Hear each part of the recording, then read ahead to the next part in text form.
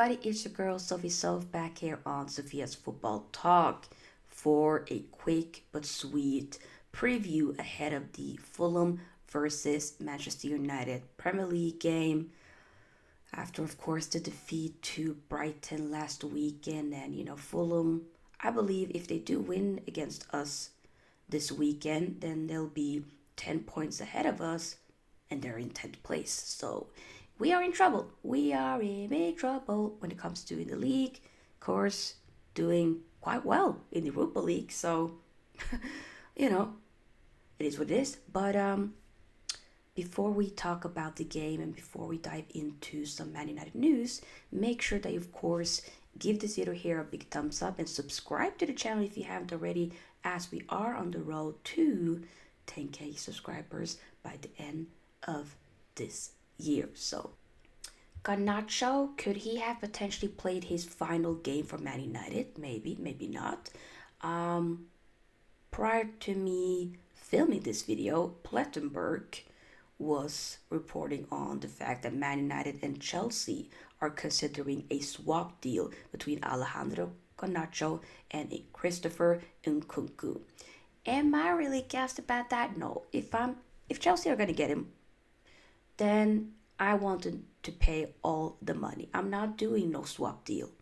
I like Christopher Nkunku, but this was more so when he first got signed to Chelsea. I was jealous, but it has worked out. He's had, some injuries here and there, but to be fair, this season it's been more so that he just hasn't been picked a lot, and it's just not it. And I don't think he's going to get any better staying at Man United. So therefore, in my humble opinion, I do think that we should be okay with not trying to get him. But we have to wait and see. Also, we are still, of course, working on the deal to get Patrick Doricou from Lecce. The price has been 34 million pounds, I believe, even before United were in for him. But we are still a few millions away from sealing that deal, if that makes sense, because Lecce is not budging. They are saying if it's not the price that we asked for, then he's not going. He ain't leaving. So pay up or hush, because we're not letting him go in January. And to be fair, I respect it. I hear it from the club. Like, if they don't have to sell, then why are they going to sell for a price that's less than what they're asking for, But we have to wait and see. I just hope that we can wrap it up. And we can do it quick because we don't really have that much time left of the window. We're moving into now the final week. And still haven't made any signings. We now know, of course, the Anthony, loan deal to Real Betis. Like, he's now traveled to Spain. So that's khalas, that's done. But we also need to make sure what the hell are we going to do with the whole Marcus Rashford situation. Is he going to go?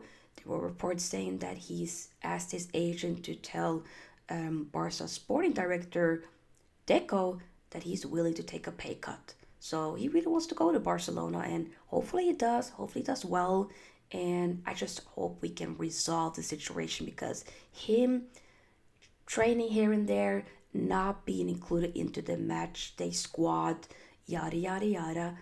And it's still being questions about Rashford in every single interview that Ruben Amorim is having is kind of jarring. It's kind of boring at this point. So I'm just saying, let's move on. But we have to see. So there you have it, some of the latest Man United news. But let's get into the actual game. So last time we played them, obviously that was the first game of the season.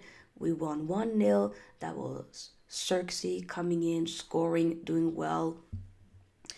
And I remember the showdown between Lisandro Martinez, aka Licha, and Fulham's Adama Traore. Licha got interviewed and said he sent Traore to the gym, back to the gym.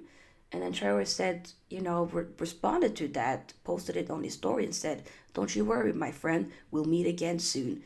here it is. They're finally meeting each other. Will Adama Traore get revenge on Lisandro Martinez? Or is Lisandro Martinez still going to keep Adama Traore under wraps? Because I remember what he did to us last season, coming in the last 15 minutes and getting an assist. I think it was to Iwobi's goal, and then scoring 2-1 at the end, winning. That was last season. This season, like I said, we won the first time at our ground, but this time we're at their ground, and we do struggle. We do well against like the bigger teams, the team on paper that we aren't like predicted to be able to win against. Of course, we see or do well against in general. Liverpool draw, Man City win, Arsenal win off penalties in the FA Cup. But when it comes to the teams that are more so like, okay, traditionally outside of the top six, we tend to struggle a lot more. So I just hope that we're able to do something. I'm not gonna lie, I'm not confident. I think we might lose, but I'm not gonna say that. I don't even know.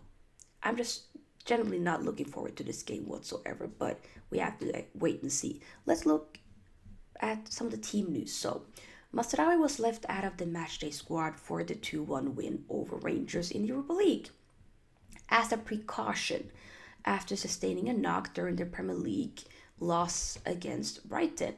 Hopefully, the Moroccan international will be available as we're going to be having that late night kickoff tomorrow, Sunday. And Ruben Amorim was concerned that Matthijs de Ligt and Lenny Yoro were both experiencing some pain during the European tie. So both centre backs were withdrawn and will be assessed ahead of the Craven Cottage clash. I'm thinking, to be fair, if they ain't fully fit, then don't risk it. Don't risk it. You know, we do not need to get into a, what should I say? A situation where we have multiple players missing. Lindelöf, obviously, he has resumed training, and Luke Shaw is not yet ready to make his comeback. So you kind of have it there. Let's be honest, we know Andre Onana will be probably playing in the game on Sunday. Evans and Mason Mount are currently as well out due to injury. Casemiro and Ugarte was rested, but both came on in the second half, while Zirkzee was preferred to Rasmus in attack. Fulham's team news. They may only have 2 players ruled out of the game. Kenny Tete, in regards to the knee, and Reece Nelson, who has a thigh injury, appear to be unavailable for the boss, Marco Silva. Andreas Pereira could play against his former club, while Adama Traore came on as halftime substitute for Alex Iwobi and scored in the 2-0 win. Oh, it was 2-0 against Ruud van Nistelrooy's Leicester City last time out. So yeah.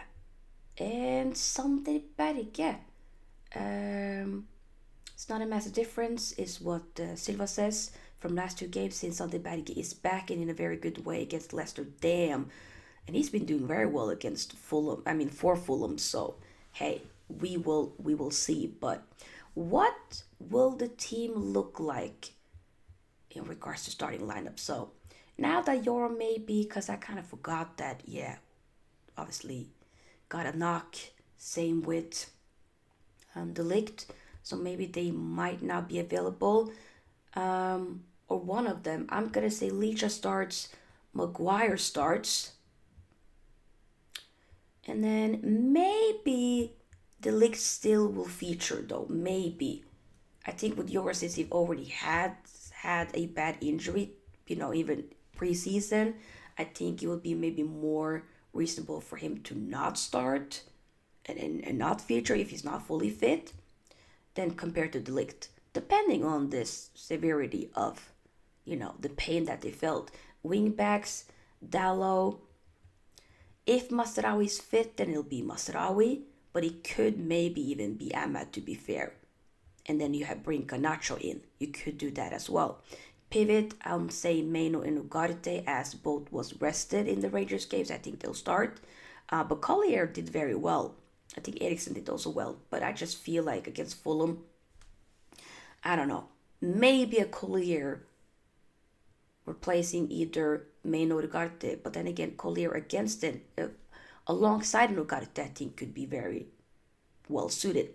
In the tens, Ahmed and Bruno, and up top, even though Zirkzee didn't do that well, it was just okay, but didn't do much in the last game. I still want to give him another opportunity against Fulham.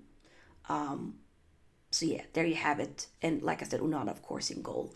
Bayonde did his thing, but I think Onana probably will be starting. Let's be honest. So yeah, my prediction for the game, I'm gonna say a 2-2. I can't predict my team to lose. I can't do it. So I'm gonna say 2-2. I want us to win, but I'm not super confident. But there you have it. Fortunately, not able to do live for this preview as I have a lot of things to do at the time that I'm filming this, but we will be live straight after the Fulham United game, of course, so make sure that you have the notification bell button after you're subscribed if you haven't already. Like this video here on your way out, and I would like to know your prediction for the game tomorrow. Let me know in the comment section, and I'll see you guys in the video. Peace out, Sophia's out, bye bye.